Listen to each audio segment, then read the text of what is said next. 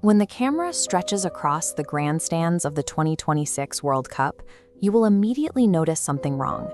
This is the largest tournament in the history of the sport, yet thousands of seats are completely empty. 48 nations are competing, but the people who actually breathe life into global football are missing. The die-hard supporters who usually paint these stadiums in their national colors are nowhere to be found. They've been blocked by what we can call a system of hostile architecture. The first barrier is a towering financial wall. Passionate fans are staying home or flying to cheaper countries like Portugal just to watch the matches on television.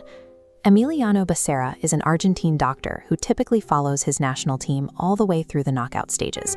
This year, he packed his bags and went home early. A single group stage ticket in Dallas cost $1,200, more than he paid for a seat at the 2022 World Cup final. These pricing structures reflect a barrier far deeper than a simple economic miscalculation. The high cost is the first visible layer of a systemic exclusion rooted in a geopolitical clash. To understand how we got here, we have to rewind to 2017. The United States, Canada, and Mexico launched a joint bid to host the tournament under the banner United 2026. But there was a geopolitical elephant in the room. The man sitting in the Oval Office at the time was actively campaigning for a fortified border wall and signing executive orders to restrict international travel, particularly from Muslim-majority countries. This aggressive rhetoric made the over 200 voting federations within FIFA nervous. To secure their support, the American Bid Committee told delegates that political noise wouldn't matter. They promised that the host nation's restrictive border policies would not interfere with international fans or players traveling for the tournament. The reassurances worked. The voting federations bought the narrative, and the United bid was officially awarded the tournament. FIFA chose to overlook these institutional warning signs. They traded the guaranteed accessibility of their own tournament for the promise of North American broadcast and ticketing revenue. When you host a massive global event, the standard protocol is to make it easy for ticket holders to enter your country. Host nations typically waive strict visa requirements so fans can actually reach the stadiums. This is the fan ID from the 2018 tournament in Russia. This badge bypassed traditional red tape, allowing international supporters to enter smoothly. Qatar used a nearly identical system in 2022 with their Haya card, acting as a specialized, hassle-free entry pass for global visitors. The United States flatly refused to waive its visa requirements. Instead, they compromised with a system called the FIFA Pass. This flowchart shows how the pass actually works. Rather than granting entry, it acts as an express lane for denial, routing international fans into a rejected status instead of making them wait a year for a decision. For some, the bureaucratic demands were even more extreme. Citizens from specific African nations like Senegal and Ivory Coast were told they had to guarantee $15,000 to the government before their visa applications would even be considered. While the financial deposits were eventually scrapped after intense backlash, the rigid baseline requirements remained. The U.S. embassy system became an invisible wall, blocking access for fans across the developing world. This invisible bureaucracy gave way to a third barrier, a physical wall. By 2025, the host government had expanded travel bans that explicitly targeted numerous African and Muslim-majority nations. The border hostility escalated from locking out fans to locking out the tournament's participants. When Iraqi national team player Ayman Hussein arrived at Chicago's O'Hare International Airport, he was detained and interrogated for 7 hours. The situation was even worse for Omar Abdul Qadir Artan, a Somali international referee. He was stopped at Miami International Airport, interrogated for 11 hours, and barred from entering the country entirely. Look at this structure. This is the reality of a nation prioritizing a fortified border over global hospitality, treating international athletes like security threats. The United States immigration system did not accidentally fail the World Cup. It operated exactly as it was designed, as a system built for exclusion. Expanding the 2026 tournament to 48 teams was explicitly pitched as a way to give developing nations a rightful place on the global stage. But placing those matches inside a country that refuses to issue visas to those exact populations meant the turnstiles were locking shut before those fans even booked their flights. You cannot invite the globe to a massive cultural celebration while simultaneously operating a geopolitical fortress designed to keep the globe out. The host nation's focus on exclusion has redefined the atmosphere of the tournament. Those thousands of empty plastic seats stand as the final evidence of what happens when a global celebration is held behind a closed border. If you want to attend the 2026 World Cup in the United States, you better be ready to pay. We're talking about a tournament where the baseline costs for flights, hotels, parking, and stadium tickets are so high, they price out local residents who don't even need a visa to be there. But according to FIFA President Gianni Infantino, those prices weren't a problem. Speaking at a Florida resort in February, he confidently announced that the demand was there, claiming that 77 out of the 104 scheduled matches were already completely sold out. The math on that claim fell apart quickly. By June 11th, the eve of the tournament, 75 matches still had unsold tickets sitting on the primary market. That inventory included high-stakes games like both semifinals and 4 separate quarterfinal matchups. That early exaggeration established a theme that would define the entire competition. FIFA's corporate public relations machine was telling a story of perfect sales and massive demand, while the physical reality of the stadiums told a completely different one. The cracks showed immediately on opening day.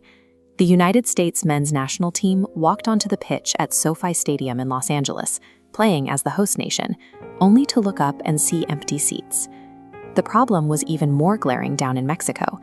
Take the group stage match between South Korea and the Czech Republic at Estadio Guadalajara, a venue with a strict maximum capacity of 45,640 people. The Jumbotron showed an official attendance of 44,985, a 98.5% rate. But the live broadcast revealed an impossible contradiction. Thousands of highly visible, completely empty seats scattered throughout the stands. Entire sections were totally bare. Recording absent people as present was a calculated choice. By inflating the attendance figures, organizers maintained a fiction of high demand to protect the perceived value of the tournament. This graph tracks how ticket costs behaved under a system called dynamic pricing, a model where prices fluctuate automatically based on perceived demand. As you can see, minimum entry prices for low-stakes group stage matches artificially pumped up into the thousands of dollars, peaking around $6,000 for a single ticket. To put those group stage costs in perspective, look at this flat baseline we've added. That represents the absolute best premium category seat for the 2022 World Cup final in Qatar, which cost exactly $1,607. When confronted with independent estimates suggesting actual stadium attendance was hovering around 60%, FIFA's official spokesperson released a statement. They claimed the fans were indeed in the building, but they were just standing in the indoor concourses and hallways instead of sitting in their designated seats. Logically, that makes absolutely no sense. No passionate football fan pays $5,000 for a premium sightline, only to spend the entire 90 minutes wandering around a concrete hallway looking at concession stands while the match is happening. Dynamic pricing did exactly what it was engineered to do: extract maximum revenue from wealthy tourists looking for an expensive day out. But in doing so, it actively priced out the real, vocal football supporters required to actually create a World Cup atmosphere. And there is hard economic evidence showing exactly how organizers tried to hide this pricing failure. Just days before the tournament kicked off, Boston University economics professor Florian Ederer started digging into the secondary ticket market. He narrowed his focus to an upcoming group stage matchup between Saudi Arabia and Cape Verde, scheduled to be played at NRG Stadium in Houston. Take a look at this stadium seating map from the resale platform SeatGeek. What he found was completely unnatural. Suddenly, 11 distinct, massive blocks of adjacent seats appeared for sale, all simultaneously priced below FIFA's official website rates.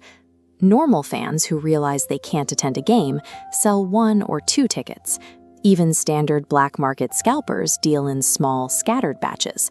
Nobody operates in perfectly uniform, unbroken rows of 50 or 100 seats at a time. Ederer pointed out the trap FIFA had set for itself. If they officially lowered the prices of those tickets on their own website to clear out the inventory, they would immediately trigger a wave of credit card chargebacks and consumer protection complaints from the thousands of fans who had already paid top dollar. To avoid a massive financial revolt, it appears FIFA quietly acted as its own scalper. They took their unsellable inventory and dumped it onto unofficial secondary platforms at a discount, attempting to secretly fill the stadiums without admitting their pricing model was broken. You can only manipulate a market for so long before government regulators step in, and these tactics triggered a massive response right before the first whistle. The Attorneys General of New York and New Jersey formally announced they were opening a joint legal investigation directly into FIFA's ticketing practices. Their official statements pulled no punches. They accused the organization of intentionally creating a manufactured scarcity that subjected local fans to a journey of agony and confusion. This legal intervention replaced the tournament's PR narrative with a formal investigation. The empty seats were no longer just a visual discrepancy. They were now a primary point of evidence in a state-level consumer protection case. By prioritizing aggressive, short-term revenue extraction over fair access, the organizers severely damaged the prestige of the sport's highest prize. Claiming an event is technically sold out on a spreadsheet means nothing if the physical stadiums remain hollow, quiet, and devoid of the passionate global community that the World Cup relies on to exist. So, looking at the reality of the ticketing process and the half-empty stands, how would you rate the organization and fan experience of the 2026 World Cup on a scale of 0 to 10? Let us know your thoughts in the comments below.